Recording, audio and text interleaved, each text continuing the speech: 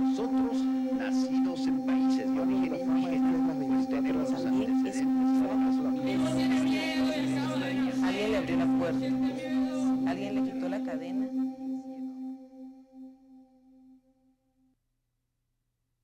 La fotografía es una falsificación perversa.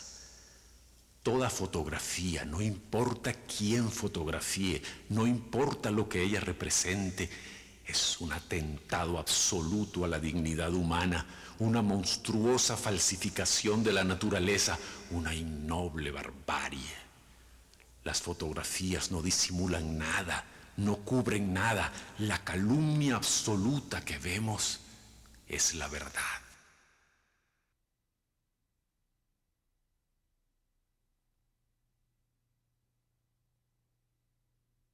Denn Denken ist folgerichtig die konsequente Auflösung aller Begriffe.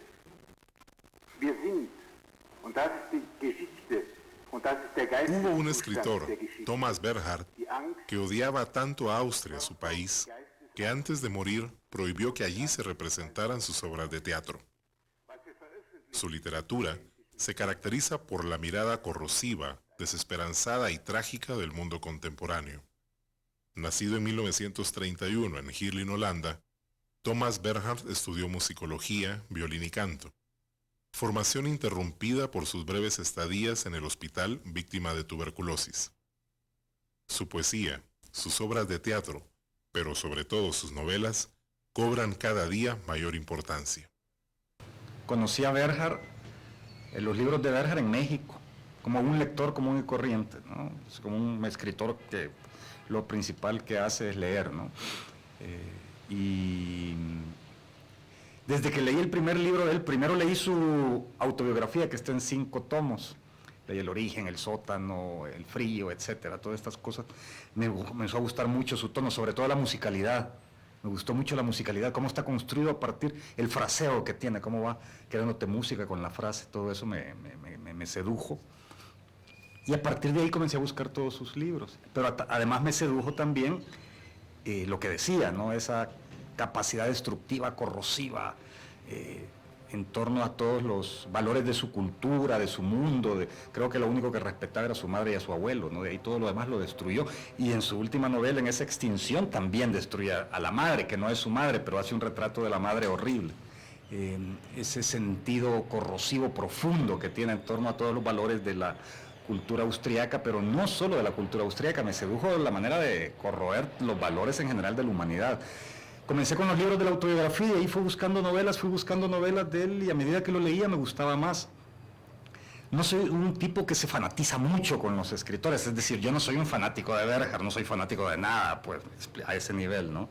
Bernhard cuenta, y sus biógrafos cuentan, y él en algunas entrevistas hace explícita referencia a ello, a sus estudios de música, ¿no? Y su pasión por la música. Incluso muchos de sus personajes son músicos, o algunos de sus personajes son músicos, ¿no?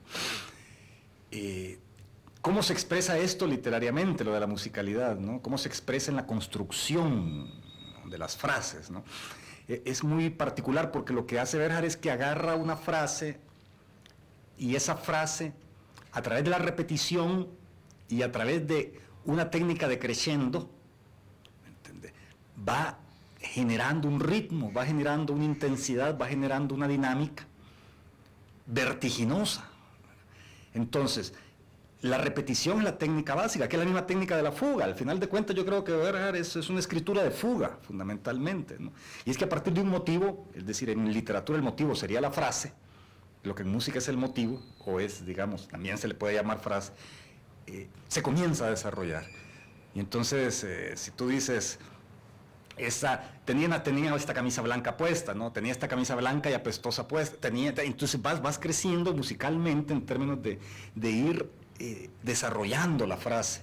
Pero además de que la vas desarrollando, hay un momento en que la frase se transforma en la que sigue, y es otro momento, ¿no? Entonces, esa musicalidad es muy interesante, porque no es musicalidad por la musicalidad en sí, sino que es una musicalidad que se convierte en ritmo, y en un ritmo vertiginoso.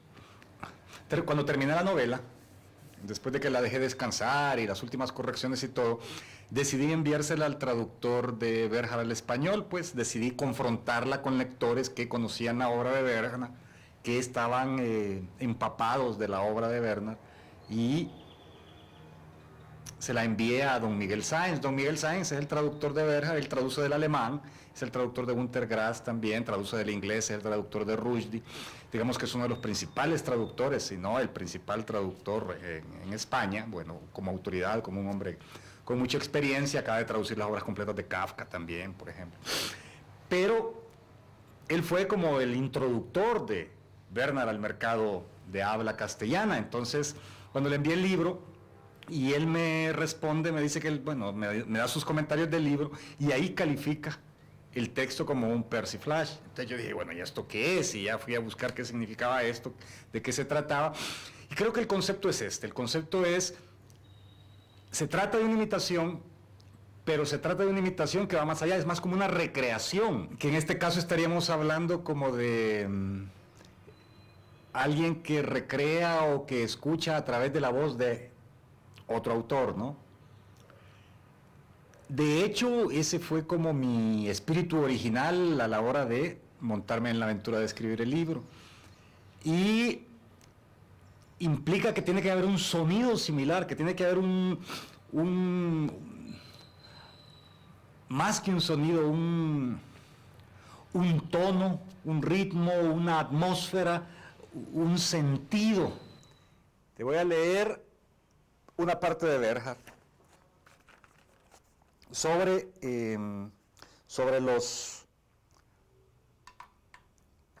los periódicos. Este es un libro del sobrino de Wittgenstein, una de sus novelas. La novela es sobre cuando él está en el hospital y se encuentra el sobrino de Wittgenstein, que en realidad es un chaval que le gusta correr coches, etcétera, etcétera. Pero comienza a hablar de los periódicos alemanes y cómo odia a los periódicos austriacos y odia a los periódicos alemanes. Entonces, hay un momento en que él dice que está hablando de un café y dice que en ese café reina durante todo el día una penumbra desesperante, lo que resulta ventajoso para los jóvenes enamorados y los viejos enfermos, pero no para una persona como yo concentrada en el estudio de literatura y periódicos, que da más importancia a leer libros y periódicos todas las mañanas que a cualquier otra cosa, y que en el curso de su vida intelectual se ha especializado sobre todo en los libros y diarios ingleses y franceses, porque los de lengua alemana no puede soportarlos ya desde que empezó a leer. ¿Qué es, por ejemplo, me he dicho una y otra vez, y me digo hoy todavía, este periódico alemán de cara a este periódico francés? Pero los alemanes no son al fin y al cabo ingleses, ni naturalmente mucho menos franceses, y desde mi más temprana juventud aprecio la ventaja de poder leer los libros y periódicos ingleses y franceses como la mayor de mis ventajas.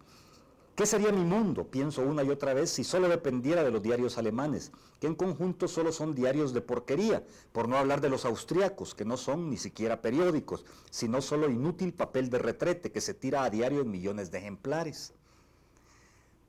Es un ritmo, es un tema, es una manera de hacer una crítica fundamental, porque no estás criticando a tu país, no estás criticando solo a los diarios, estás criticando tu lengua de alguna manera. Entonces, en el asco hay una temática parecida, hay una manera parecida de enfocar ciertas cosas. Dice, los periódicos son precisamente la mejor muestra de la miseria intelectual y espiritual de este pueblo, Moya.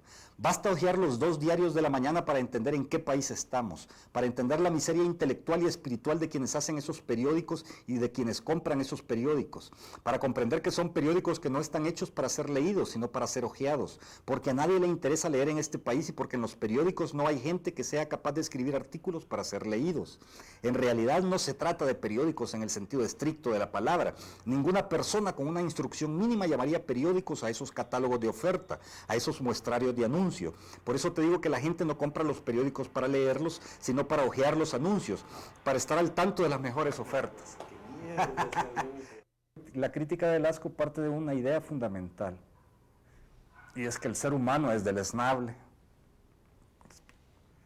No importa el ambiente en que se le ponga, no importa la atmósfera.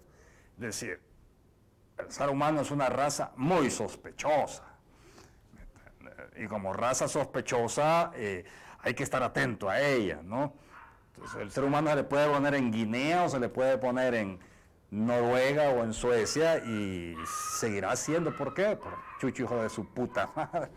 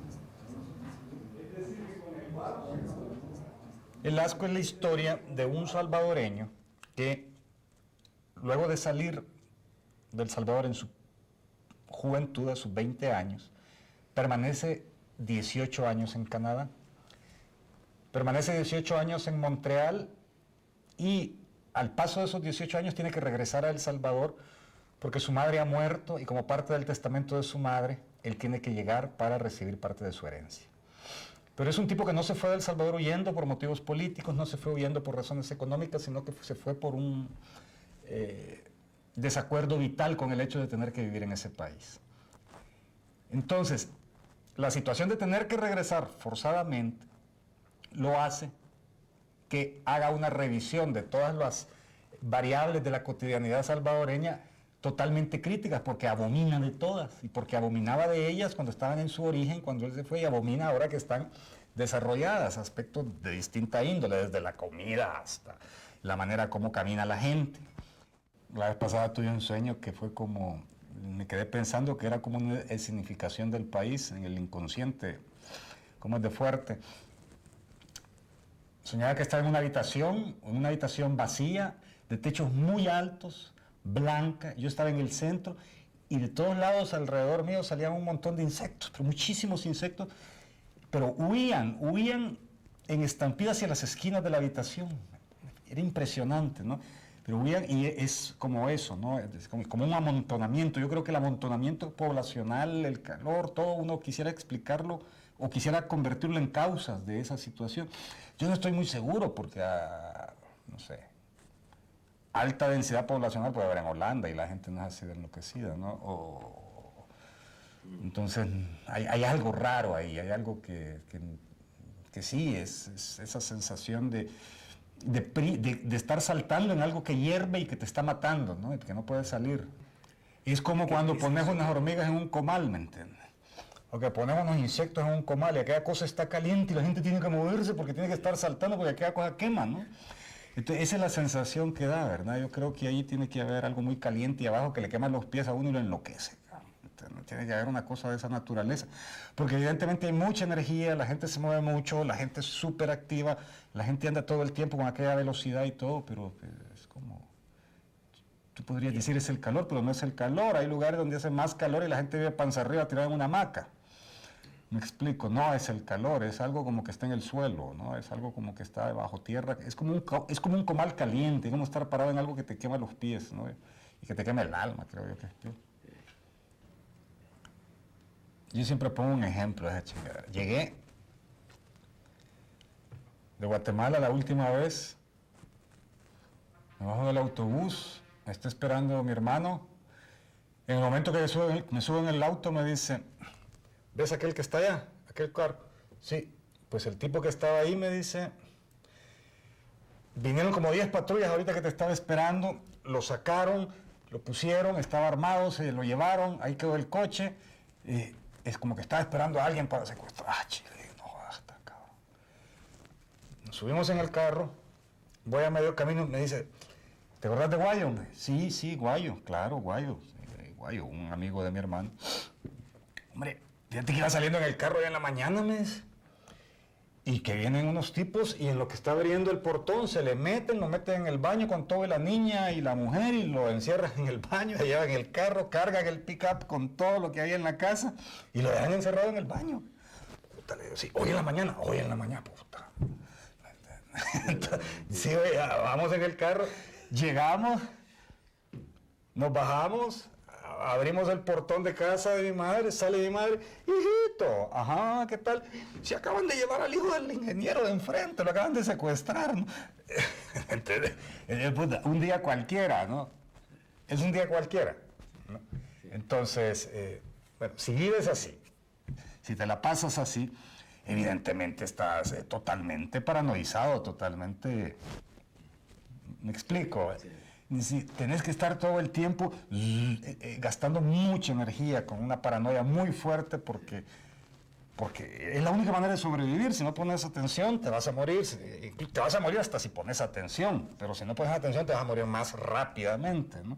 Porque es una realidad que no perdona, ¿no? Eso cansa. Es decir, cuidarse cansa. Estar atento todo el tiempo de quién entra al bar, si anda armado, qué tipo de pistola anda, qué calidad de loco es, si va a disparar inmediatamente, va a comenzar a disparar después, etcétera, etcétera, etcétera. Esa chingadera cansa. Y no, yo soy bastante, ¿cómo te diré? En cuanto a la definición de cultura y a la definición de los factores de identidad de un país, y en este caso de El Salvador, yo creo que son muy importantes los rasgos que tiene la élite, que tiene la clase dominante, por llamarla en jerga marxista. Pero lo que es la élite, lo que es el grupo que controla, que domina, que da el ejemplo, en buena medida es importante.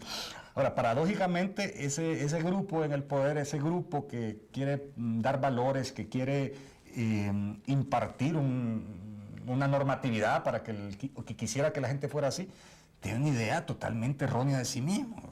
¿Me entiendes? Son esquizoides, pues. Es decir, el país no fuera así si ellos no son así. Es decir, el país es así precisamente porque ellos son así. Uno tiende a copiar lo más alto, uno tiende a identificarse con lo más alto, uno tiende a seguir los patrones de conducta de más arriba. Si mi jefe es un canalla, por supuesto yo tengo carta blanca para ser un canalla. Si mi jefe es un criminal, yo tengo carta blanca para ser un criminal. Si el tipo que está más arriba, el que es el que paga y es el que da el ejemplo y es el que da las órdenes, es todo, tiene cierta tipología, pues yo tengo carta blanca para tener esa tipología. Entonces yo no creo que hay que hablar en abstracto, yo creo que hay que hablar muy en concreto de que aquí la cosa podrida viene de arriba, no viene de abajo. ¿Me explico? No es el pueblo muerto de hambre, el que, ay, es sucio, criminal y malo. No, eso viene de arriba, viene de un ex vicepresidente que sale agarrándose a tiros cada vez que puede, viene de un montón de locos que hicieron de la violencia y del crimen su estandarte, ¿no? Viene de los fundadores del Partido del Poder, viene de los fundadores del Ejército, viene de los fundadores de todas las instituciones, es decir, que eso es lo que hay que ver, ¿no? Me explico, y eso es muy importante porque uno puede decir, ay, es que vos en el asco te burlas de las pupusas. Hay gente que lo que no tolera es que yo me burle de las pupusas. ¿Me entiendes? Y que, ¿cómo todos te pueden gustar las pupusas? A mí me gustan las pupusas, hombre. Me gusta el cóctel de concha y me gusta todo eso. Esto es literatura. En la literatura vos tenés una serie de licencias y tú puedes ficcionalizar, puedes hacer lo que te dé la gana, siempre y cuando sea verosímil en el marco del texto, ¿no? No, pues sí, a mí me gusta, me encantan las pupusas. Lo que me parece tremendo es una clase dominante que forma un pueblo que casi solo una opción de comida le da ese nivel, ¿no? Es decir, y convierte cosas, es decir, como con la Pilsener o como con las pupusas. Es decir, agarran 5 valores y con 5 valores quieren formar una nación. Eso es imposible. Bueno, sí lo pueden hacer, pero es una nación un poco tonta. ¿Ah? Sí. Es decir, una nación es más rica entre más diversa, una nación más rica entre más opciones, entre más posibilidades, entre más creatividad, entre más riqueza. Pero los valores son valores de miseria, pero no porque el pueblo sea miserable, sino que porque esta partida de canallas que controlan el país hacen del pueblo un pueblo miserable, y eso no hay que perderlo de vista. Es decir, que no, los valores se imponen, no es de que la gente en abstracto decide, ay, a mí me va a gustar esto, o voy a pensar de esta manera. No. Es que tenés que vivís a la par de la miseria, de una manera que en muy pocas partes en Latinoamérica puede ser así. En todas partes hay pobreza, pero tú encuentras la colonia más rica, la colonia más clase mediera en cuanto a clase mediera que sube, pero a la par siempre una calle de por medio de una zona marginal en gente viviendo en la ignominia. Es decir, las fronteras, en El Salvador no hay fronteras. Es decir, no están los barrios pobres allá y los barrios ricos allá, no, es que estás en el escalón y tenés la quebrada y la quebrada está poblada de gente que vive en condiciones, cabrón, infrahumanas, ¿no? Es decir, no hay lejanía de nada, no hay lejanía de nada. Y aún así, eso sí hace cotidianidad. Las reglas del juego son para joder al mayor número de gente posible. Es decir, tenés un sistema financiero como el que tenés. Claro, el sistema financiero ya dice, ahora son tan nacionalistas y este grupo fundacional que se autodenomina nacionalista y republicano son tan nacionalistas que quitan la moneda, ¿no? Y ponen el dólar. Es decir, eso es una medida nacionalista de la... ¿Ah? Es decir, yo creo que en eso son muy revolucionarios. No ha habido ninguna clase dominante tan nacionalista en Latinoamérica que cambie su moneda por el dólar, ¿no? El caso de Panamá, bueno, es un país que se fundó de otra manera, ¿no? A mí me da la impresión que en ese país como que las cosas están tergiversadas. Entonces vos estás en un país donde los nacionalistas quitan la moneda y ponen el dólar, donde los revolucionarios matan a su principal poeta, donde el fundador de toda la mentalidad de la clase dominante manda a matar al arzobispo, donde tú dices, oye, esto está enloquecido, está una partida de locos, somos una partida de locos, claro que somos una partida de locos. ¿Tiene salida eso? Yo no sé. Me da la impresión que no. La única salida es la salida nacionalista. Hagámonos gringos. Esa es la única salida, la salida nacionalista. Mira, mandemos a todo este montón de descalzos a Estados Unidos, ¿ya? Que todo esto saquen pasaporte gringo, que todo esto se hagan gringos, que manden pisto y les quitamos el pito y aquí nos hacemos gringos todos y todo esto es auja. ¿Me entiendes? ¿Ya? Es el único país que lo único que exporta es hambrientos. Y gracias a los hambrientos vive. Entonces los hambrientos mandan 1.600 millones de dólares al año, que es más que todas las exportaciones juntas. Y de eso vive el país. ¿De quiénes vive? De los muertos de hambre. Saquemos más. ¿Ah? Saquemos más. Mandemos a todos estos cabrones allá. Que vayan todos y quedemos nosotros aquí. ¿Me entiendes? Es lo que yo te decía anteriormente. Entonces, y eso es una política nacionalista. Eso es nacionalismo, no es chingar. No. Es un absurdo. Todo es un absurdo. Es un absurdo. La existencia de los países centroamericanos es un poco absurda, te quiero decir, son inviables, no tienen para dónde moverse, viven de la farsa, viven de la... ¿Qué? ¿Para dónde te mueves? ¿Para dónde te mueves? Son la frontera más pobre del imperio más poderoso en la historia de la humanidad. ¿Qué vas a hacer? El ridículo, solo haces el ridículo. No hay para dónde moverse. Claro, pero no lo aceptan. Aquí hay una cosa fundamental. Es decir, los liderazgos en El Salvador no se hacen a partir de la inteligencia o no se hacen a partir de la moralidad, sino que se hacen a partir del coraje y del valor. ¿Me explico? Entonces son liderazgos que no importa si son malos, si son criminales, si son verdaderamente canallas, lo importante es que sean valientes, ¿verdad? No importa si son absolutamente analfabetos, absolutamente estúpidos, lo importante es que sean valientes. Es decir, así se hicieron los liderazgos. Yo no sé si en la humanidad funciona así en todos los países en sus orígenes, pero eso significa que este es un país muy en sus orígenes, porque los criminales están ahí nomás. Entonces, yo digo que hay que ponerle atención a eso. La semilla es una semilla de violencia, es una semilla dura, es una semilla extrema, es una semilla muy ignorante, muy elemental, muy primitiva, ¿no? Es decir, si vos ves que en toda esta nueva etapa, hablemos del partido de gobierno, de dónde viene, o hablemos de dónde viene el FMLN, se viene de la violencia, se viene del crimen, se viene del asesinato como método, se viene de una mentalidad de esa naturaleza. Por suerte ya lo civilizaron y ya esta cosa no parece que se aplica más en términos políticos, pero la cuestión es que se transformó en sociedades.